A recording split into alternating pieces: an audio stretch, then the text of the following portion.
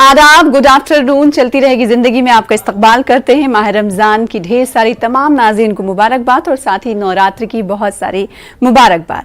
तो माह रमज़ान की शुरुआत हो चुकी है, पहला अशरा शुरू हो चुका है और इस अशरे में हमें आपकी फ़िक्र है और किस तरह से फैज़ान रमज़ान के हवाले से इस्लाम और हदीस और कुरान ने क्या कुछ कहा है, इस पर रोशनी डालने की ज़रूरत है। लिहाजा आज हमने ये मौज़ू इख्तियार किया है कि आपको ये बताएं कुरान और हदीस की रोशनी में कि रोज़े की क्या फजीलत है। इसलिए हमने ख़ास मेहमान को भी मदऊ किया है। इसके अलावा हम ये जानते हैं कि हर कोई, हर फर्जंदान तौहीद रोज़ा और इबादतों का एहतराम करना चाहता है। बाज़ ऐसे लोग होते हैं जो मुख्तलिफ अमराज में मुब्तला होते हैं, तो उन्हें किन किन चीज़ों का ख़ास ख्याल रोज़े की हालत में रखना है, और अगर बहुत कोई मूजी बीमारी में मुब्तला है तो उन्हें क्या रोज़ा रखना चाहिए या नहीं रखना चाहिए, या फिर किस तरह से वो एहतमाम करें ताकि उनके अमराज की जो इफेक्टिवनेस है वो ज़्यादा ना हो पाए। तो इन तमाम सवालों के जवाब जानने के लिए हमने ख़ास पैनल को मदऊ किया है, जिनका तारुफ करा दें। और आपको टीवी स्क्रीन पर हम तस्वीरें भी वो दिखाएंगे जो ये बयान करेंगी और ये बताएंगे, क्योंकि तस्वीरों को देखने के बाद और दिखाने के बाद वो तमाम जो सवाल होते हैं वो सब बहुत हद तक आया हो जाते हैं और वो तस्वीरें सब कुछ खुद ब खुद बयान कर देती हैं कि माह रमज़ान आ चुका है। तो किस तरह से तैयारियाँ जारी हैं, चाहे वो घरों की तैयारियाँ हों या फिर वो मार्केट्स की तैयारियां हो या फिर डॉक्टरों से सलाह व मशवरा लेने की बात हो। तो दो खास पैनल हमारे साथ मौजूद है, जिनका तारुफ करा दे। डॉक्टर मोहसिन वली साहब सीनियर कंसल्टेंट हैं मेडिसिन के, आपका इस्तकबाल करते हैं चलती रहेगी जिंदगी का हिस्सा बनने के लिए। और साथ ही साथ एक और खास मेहमान मुफ्ती मंजूर ज़ियाई साहब को आप देख पा रहे हैं, इस्लामिक स्कॉलर हैं। आपका भी बहुत शुक्रिया और इस्तकबाल न्यूज़ 18 उर्दू के इस खास शो का हिस्सा बनने के लिए। सबसे पहले आप दोनों को माह रमज़ान की ढेर सारी मुबारकबाद। अल्लाह ताला हमारी तमाम इबादतों को कबूल करे और ज़्यादा से ज़्यादा इबादत करने की हमें तौफीक अता फरमाए। सबसे पहले मुफ्ती मंजूर ज़ियाई साहब, मैं आपके पास आना चाहूँगी इस सवाल के साथ कि कुरान और हदीस की रोशनी में रोज़े की फजीलत क्या है, इस पर आप रोशनी डालें। अस्सलाम वालेकुम व रहमतुल्लाहि व बरकातहू। आपके तमाम नाज़रीन और आपके तमाम नाज़रीन को और आपके तमाम व्यूअर को मेरी तरफ से रमज़ान मुबारक की पुरखुलूस मुबारकबाद। आज हमें इस बारे में समझना है कि रमज़ान क्या है और रोज़े की फजीलत क्या है। इसे समझने के लिए हमें कुरान को समझना पड़ेगा और कुरानी आयत को देखना पड़ेगा। परवरदिगार आलम ने कुरान मुक़द्दस में इरशाद फरमाया, या अय्युहल्लज़ीना आमनू कुतिबा अलैकुमुस्सियाम कमा कुतिबा अलल्लज़ीना मिन क़ब्लिकुम लअल्लकुम तत्तक़ून। ये परवरदिगार का फरमान है कि ए लोगो, ए ईमान वालो, तुम पर रोजा फर्ज किया गया है इससे पहले कि तुमसे पहले के लोगों पर भी रोजा फर्ज किया गया था, ताकि तुम्हारे अंदर में तकवा और परहेजगारी आ सके, तुम्हारे अंदर में बुर्दबारी आ सके, तुम्हारे अंदर में अल्लाह का खौफ और खुशियत भी आ सके और अल्लाह की खुशनुदी भी तुम्हें मिल सके। ये रमजान का मुबारक महीना परवरदिगार आलम ने 2 हिजरी में 10 शाबान और मुअज़्ज़म को अल्लाह तबारक व तआला ने रोजे की फर्जियत को वाक़िफ़ फरमाया और रसूलुल्लाह सल्लल्लाहु अलैहि वसल्लम के उम्मत के लिए 30 दिन के रोजे उसी दिन फर्ज किए गए जो 2 हिजरी थी। नबी अकरम सल्लल्लाहु अलैहि वसल्लम की उम्मत से पहले की उम्मत के ऊपर भी रोजे फर्ज थे। पहले की उम्मतों पर 2, 4, 6, 8 और 10 रोजे हुआ करते थे, लेकिन खुशनसीबी हम सब की है कि परवरदिगार आलम ने रसूलुल्लाह सल्लल्लाहु अलैहि वसल्लम की उम्मत को ये पूरे 1 माह के रोजे रखने की तौफीक बख्शी। हम इस पर शुक्रगुजार हैं परवरदिगार आलम का और नबी पाक सल्लल्लाहु अलैहि वसल्लम का, जिनके तवस्सुल से हम सबको माह रमजान मिला। और ये माह रमजान हमारे गुनाहों को जलाने वाला, हमारी तकलीफों को दूर करने वाला, अल्लाह से करीब करने वाला और खशियत इलाही के साथ साथ रसूलुल्लाह सल्लल्लाहु अलैहि वसल्लम की मोहब्बतों में रह करके अपने जिस्म के ऊपर, अपने नफ्स के ऊपर में कंट्रोल करके अल्लाह की रजा और खुशनुदी हासिल करने का महीना हम सबको नसीब हुआ है। और उम्मीद है कि इंशाअल्लाह तबारक व तआला इसमें हम वो सारी बातें रखने की कोशिश करेंगे जिससे कि अल्लाह की रजा हम सबको हासिल हो जाए। बेशक बजा फरमाया। मुफ्ती मोहसिन वली साहब का रुख करेंगे। जैसा कि मुफ्ती मंजूर ज़ियाई साहब ने इस पर रोशनी डाली कि पहले किस तरह से उम्मत पर कितने रोज़े फ़र्ज हुआ करते थे, फिर उसके बाद हुज़ूर सल्लल्लाहु अलैहि वसल्लम के तवस्सुत से हमें 30 दिनों के लिए रोज़े का हम पर नुज़ूल हुआ और इसके लिए जितना भी शुक्रिया अदा किया जाए वो कम है। और अब सवाल ये उठता है कि हर कोई, हर फर्जंदान तौहीद की ख्वाहिश होती है कि वो 30 महीने इस मुबारक दिन में पूरे 30 दिनों के रोज़े रखें, लेकिन मुख्तलिफ अमराज में मुब्तला होते हैं, ख़ासकर अगर डायबिटिक पेशेंट की हम बात कर लें या फिर हाइपरटेंशन की बात कर लें। इसके अलावा एक मर्ज़ और होता है जिस में दवाएं खाने की ज़रूरत होती है, इंसुलिन जो लोग लेते हैं, डायबिटिक की मैंने बात की, इसके अलावा थायराइड्स होते हैं। तो ऐसे मरीज़ों को क्या कुछ ख्याल उन्हें रखना चाहिए ताकि वो रोज़ा भी रख सकें और इबादत भी कर सकें और उनका ध्यान भी पूरा हो जाए? देखिए, डायबिटीज की जहाँ तक बात है, वो रोज़ा उसके लिए बेहतरीन सोल्यूशन है, न कि रुकावट है। डायबिटीज में हम जो कैलोरीज ज़्यादा लेते हैं उसका इजाला रोज़े में है। रोज़े के ज़रिए हम अपनी कैलोरीज को कम करते हैं, हम कंट्रोल करते हैं, उस पर डिसिप्लिन लाते हैं और हम खुदा के हुक्म से उतना ही खाते हैं जितना खाना चाहिए और उतने वक्त खाते हैं जितने वक्त खाना चाहिए। तो एक निज़ाम है कंट्रोल का जो डायबिटीज के कंट्रोल करने में बहुत अच्छा होता है। इसमें एक हेल्प होती है जो हम बताते हैं खास तौर से कि आप सहरी के बाद कोई डायबिटीज की दवा अगर नहीं लेंगे तो आपको पूरे दिन शुगर लो नहीं होगी। तो उसमें जो दूसरा खतरा होता है वो हाइपोग्लाइसीमिया का खतरा होता है। लोग कहते हैं साहब हम दवाई ले रहे हैं, हम कैसे रोजा रखे, हमारा शुगर कम हो जाए। तो आप डायबिटीज का दवाई इफ्तार के बाद जो खाना खाते हैं उसमें लीजिए और सुबह के खाने के बाद, शहरी के खाने के बाद दवा मत लीजिए और अपनी शुगर को खुद से नॉर्मल होने दीजिए। बॉडी में थोड़ा बहुत इंसुलिन रहता है। इसी तरह ब्लड प्रेशर के जो लोग हैं उनकी दवाइयां बहुत अच्छे से रेगुलेट हो जाती हैं। जो 2 बार खाते हैं शहरी इफ्तार में खा सकते हैं, बहुत आसानी से डिवाइड कर सकते हैं। जो 1 बार खाती हैं इफ्तारी के बाद खा सकते हैं, इसमें कोई वो नहीं है। थायराइड में भी यही है कि जब आप खाली पेट होते हैं तो दवाई खानी चाहिए, तो आप इफ्तार के बाद फौरन दवाई खा के खाना खा लीजिए आधे घंटे के बाद, कोई प्रॉब्लम ही नहीं है। रोजा जो है वो सोल्यूशन है, रोजा ढाल है, रोजा बहुत सी बीमारियों से हिफाजत है, रोजा क्लिनजिंग है, क्लिनजिंग सफाई है। और रोजा जो है वो हमें एक डिसिप्लिन ऐसा सिखाता है कि कब हम क्या खाएं कब ना खाएं, और ये सबसे बड़ा डिसिप्लिन आज हमारे बच्चों में से, हम में से मिसिंग है। हम हर वक्त या तो खाते रहते हैं या हम हर वो चीज खाते रहते हैं जो हमारे लिए अच्छी नहीं है। इसके अलावा रोजे का जो इस दूसरा एस्पेक्ट है वो ये है कि हम अपने इमोशंस को कंट्रोल करें, हम सच बोलने की प्रैक्टिस करें, गुस्से पे काबू रखें। सबसे इम्पोर्टेंट, मुफ्ती साहब भी एग्री करेंगे मुझसे, ये गुस्से पे काबू करना जो है रोजे में इसकी प्रैक्टिस होती है। और तीसरा, नींद के औकात की हमें, बहुत से लोग मैंने देखा है रमजान में जो है अपनी नींद का सिस्टम ठीक कर लेते हैं। बहुत से सिगरेट एडिक्ट्स, अल्कोहल एडिक्ट्स भी कह दूं तो अपने एडिक्शन छोड़ देते हैं रमजान में, तंबाकू एडिक्ट छोड़ देते हैं। तो ये बेहतरीन महीना है इबादत के अलावा अपनी मेडिकल क्लिनजिंग का, स्पिरिचुअल क्लिनजिंग का, डिप्रेशन से दूर होने का, अपने नींद के, सोने के, जागने के औकात को कंट्रोल करने का, अपने पेट के निजाम को कंट्रोल करने का, अपने खाने पीने के निजाम को, डाइजेस्टिव सिस्टम को कंट्रोल करने का और नर्वस सिस्टम को कंट्रोल करने का। क्या बात है, क्या खूब बातें आपने कही हैं। और इस तमाम बातों को सुनते हुए कॉलर भी हमारे साथ जुड़ चुके हैं जो कुछ पूछना चाहते हैं, जिन्हें हम शामिल कर लेते हैं अपने प्रोग्राम में। हेलो, कौन साहब, अस्सलाम वालेकुम। जी अस्सलाम वालेकुम। वालेकुम अस्सलाम। जी मैं मोहम्मद बोल रहा हूँ दिल्ली से। मेरा सवाल वली साहब से, डॉक्टर वली साहब से। मेरा एज 40 ईयर्स है, 42 ईयर्स है। तो मैं डॉक्टर से पूछा था कि मैं हाइपरटेंसिव भी हूँ और मैं ब्लड प्रेशर की दवाई लेता हूँ और मैं रोजे रखता हूँ।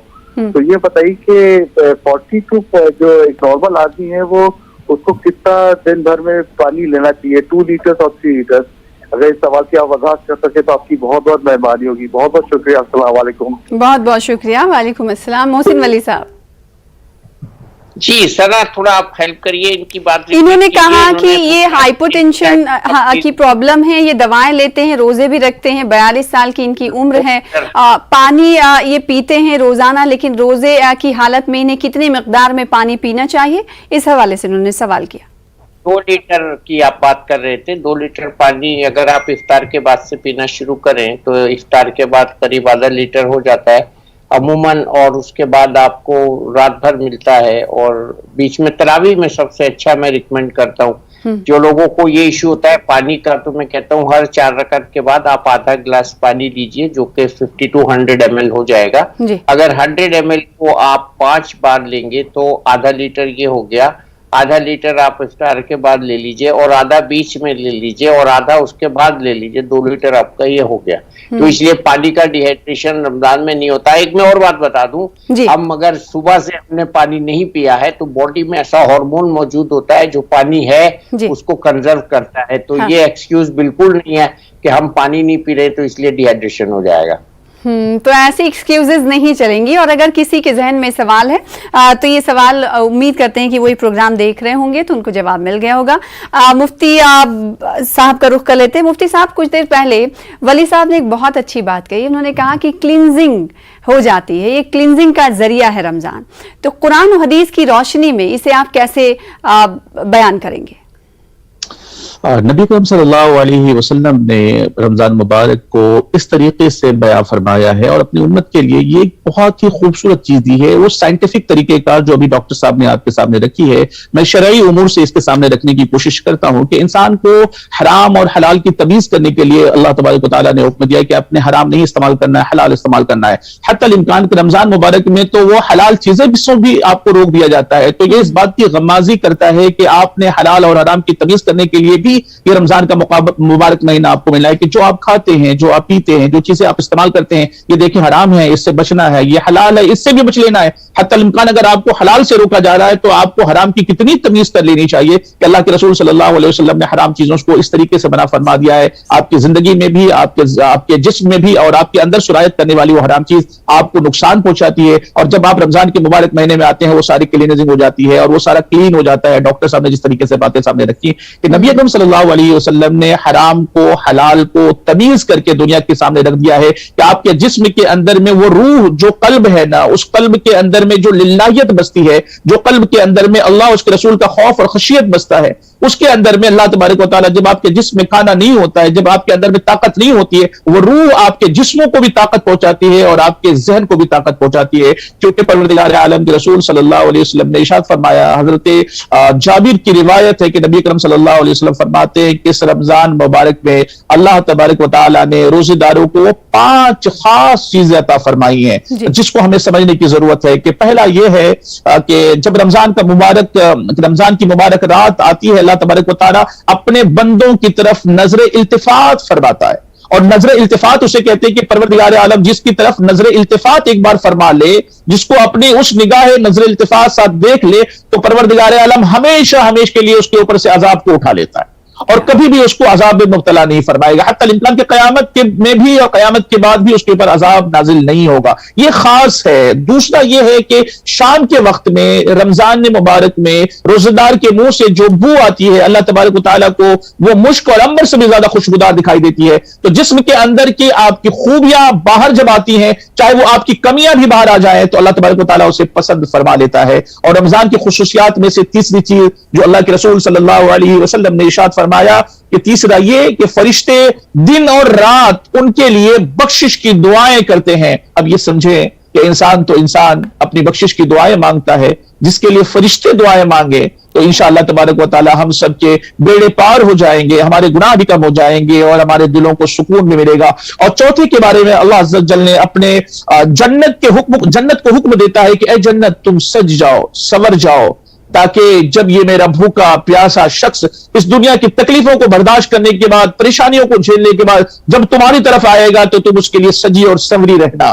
तो नबी अकरम सल्लल्लाहु अलैहि वसल्लम ने ये सारी चीजें हम सबको अता करके रमजान की बरकतों को समझाया, रमजान की फजीलतों को समझाया, इंसानी जिस्म के अंदर तकलीफ होने वाली चीजों को और जिस्म के बाहर की तकलीफों को भी दुनिया के सामने बता दिया। ये फजीलत रमजान तुम लोगों को रूहानी तौर पर भी मजबूत करता है और तुम लोगों को जिस्मानी तौर पर भी महफूज फरमाता है। और पांचवी वो बात जो रमजान मुबारक के आखिरी रातों के बारे में इरशाद फरमाया है कि वो लैलतुल क़द्र की रात, इंशाअल्लाह हम लोग इस पर भी गुफ्तगू करेंगे। लेकिन इंपॉर्टेंट पहलू हमारे लिए ये है कि रमजान का मुक़द्दस महीना जिसे मिला है उसे चाहिए कि वो तक़वा और परहेजगारी के साथ अल्लाह की खुशनुदी हासिल करे, अल्लाह का कुर्ब हासिल करे, क्योंकि इससे बेहतर माह आपको अल्लाह के कुर्ब हासिल करने का और खूबसूरत महीना नहीं मिल सकता, क्योंकि इसमें आपकी नेकियां दुबाला कर दी जाती हैं, आपके काम कारहाय नुमाया जो है उसे तब्दील कर दिए जाते हैं, आपकी तमाम छोटी छोटी नेकियों को परवरदिगार आलम बड़ी नेकियों में तब्दील फरमा देता है। और ये रमजान का मुक़द्दस महीना हम सबके लिए नेमत رحمت اور مغفرت کا لے کر کے آتا ہے، تو ہمیں چاہیے کہ ہم اس سے استفادہ حاصل کریں۔ بے شک ہمیں استفادہ حاصل کرتے رہنے کی ضرورت ہے۔ پورے 30 دن عبادت کا نزول ہر گھروں میں ہوتا ہے، خاص اس حوالے سے کئی اور سوال ہیں جو میں آپ سے کروں گی مفتی صاحب، لیکن ایک کالر جڑ چکے ہیں جنہیں شامل کر لیتے ہیں اپنے پروگرام میں۔ ہیلو، کون صاحب؟ السلام علیکم۔ السلام علیکم۔ وعلیکم السلام۔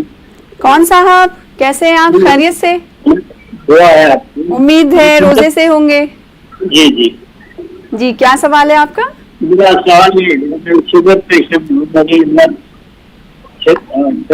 آپ کی آواز بریک ہو رہی، کٹ کٹ کے آ رہی ہے، ذرا دوبارہ بولنے کی کوشش کریں گے؟ جی میں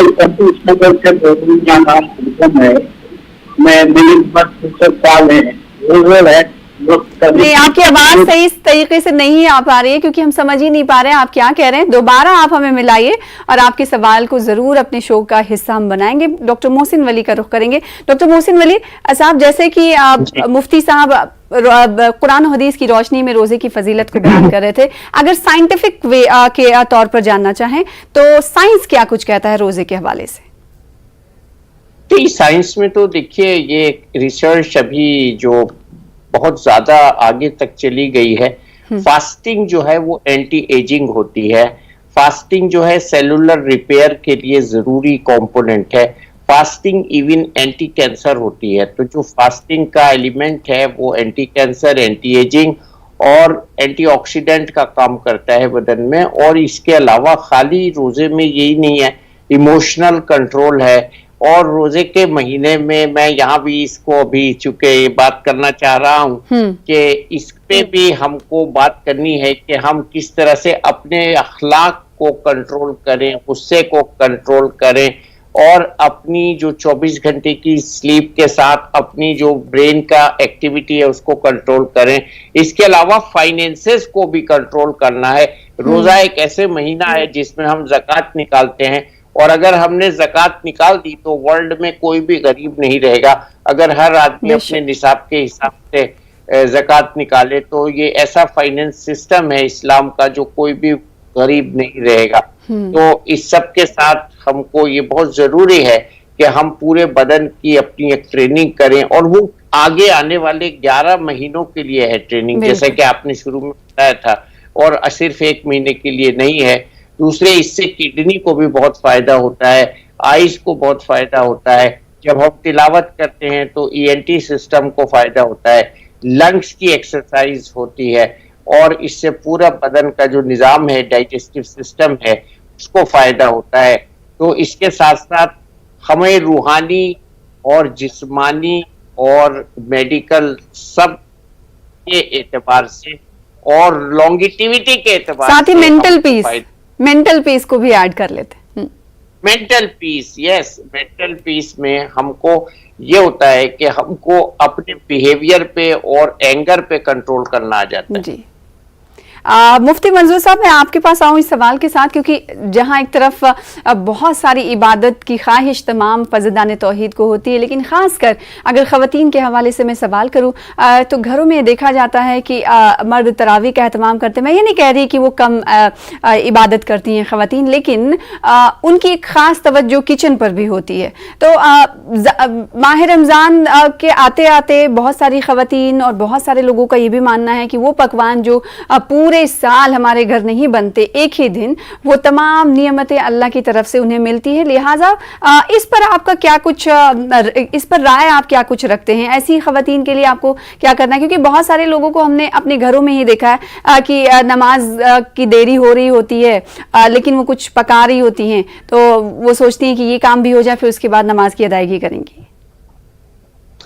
دیکھیے، بہت بڑا یوگدان اور بہت ہی زیادہ جو حکمت عملی کے ساتھ ہماری بہنوں نے، ہماری ماؤں نے ہم لوگوں کو جو سینچ کر کے بڑا کیا ہے۔ اب جانتے ہیں کہ ہم عبادت کرنے کے لیے اپنے مساجد، اپنے درگاہیں، اپنے خانقاہوں میں جایا کرتے ہیں، ہم سجدہ ریز ہو جاتے ہیں تراویح کے لیے، تلاوت کے لیے۔ لیکن آپ کو بتاؤں کہ یہ حقوق اللہ ہے جو اللہ کے حق ہے ہمارے ساتھ میں، ہماری بہنیں بھی وہ حقوق اللہ پر عمل کرتی ہیں، لیکن حقوق اللہ کے ساتھ ساتھ حقوق العباد پر بھی ہماری بہنیں توجہ دیتی ہیں۔ وہ قابل ستائش ہیں، وہ قابل مبارکباد ہیں، وہ ہماری تمام بہنیں، ہماری مائیں، جنہوں نے اپنی داد مشقت کے ساتھ، اپنی परेशानियों को झेलने के साथ, अपनी इबादत के साथ, अपने रब को राजी करने के साथ साथ अपने घर वालों की खुशनुदी भी चाहती हैं, अपने घर वालों का प्यार भी चाहती है। ये उनका बहुत बड़ा योगदान है। उनकी तारीफ जितनी की जाए वो कम है। अगर वो घर पे अच्छा काम नहीं कर पाएंगी, उनका अगर हमें सपोर्ट नहीं होगा ना, हम अपनी अच्छी इबादतें नहीं कर पाएंगे। हमें अच्छा खाना भी वहां से मिलता है, हमें मोहब्बतें मिलती है, वहां से प्यार मिलता है। वो सिर्फ शरबत नहीं होते, शरबत के साथ उनका प्यार भी जुड़ा होता है। सल्लल्लाहु अलैहि वसल्लम ने औरतों के मकाम को इतना बुलंद फरमाया है,